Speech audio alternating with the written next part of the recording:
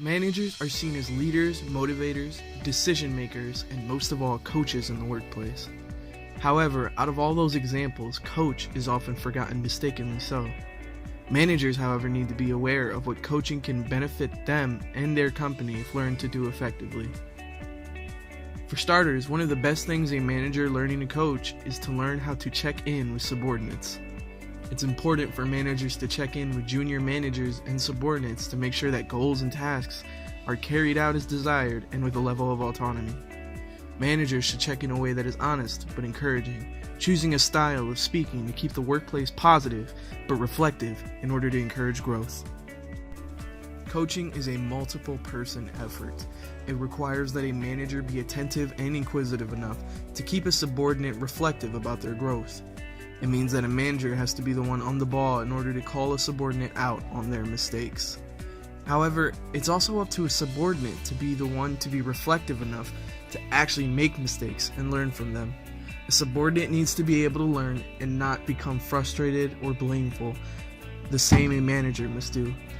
Only when the two are in sync can actual coaching begin. Coaching revolves around honesty and a certain degree of kindness. It's important not to baby your subordinates, but it's equally important not to stunt their growth with rude or insensitive criticism. Always aim to be constructive and encourage reflection. A depressed or unmotivated employee only hurts them and the company they're a part of. It's not worth having a subordinate that's more of a liability than an asset, and so a balance of sternness and politeness is necessary to grow. The more honest you are, the more precise employees' reflections will become. Working in training can become difficult at times.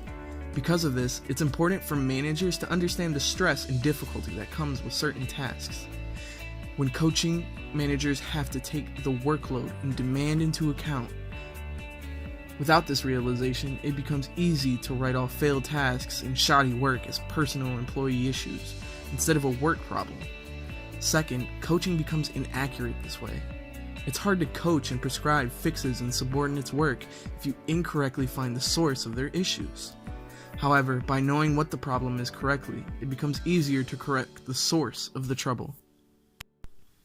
A manager knows their employees well and knows their strengths and weaknesses better. A manager that understands strengths and weaknesses well is important because a subordinate's weaknesses are exactly the kind of thing that needs to be coached.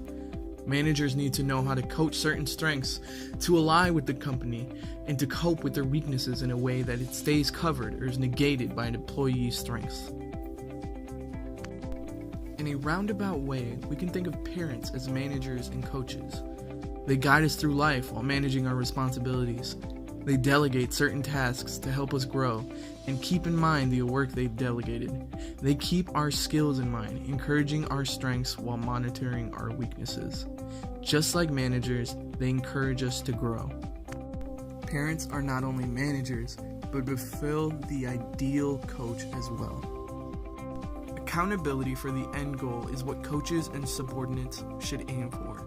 When their work has a goal that they are working towards and that goal has consequences, good or bad, it creates a sense of urgency in their goal and a sense of accountability in their actions. By making the goal measurable, there is a need to improve and learn effectively within a given realistic time, and because of that, it makes it a viable trait of coaching well.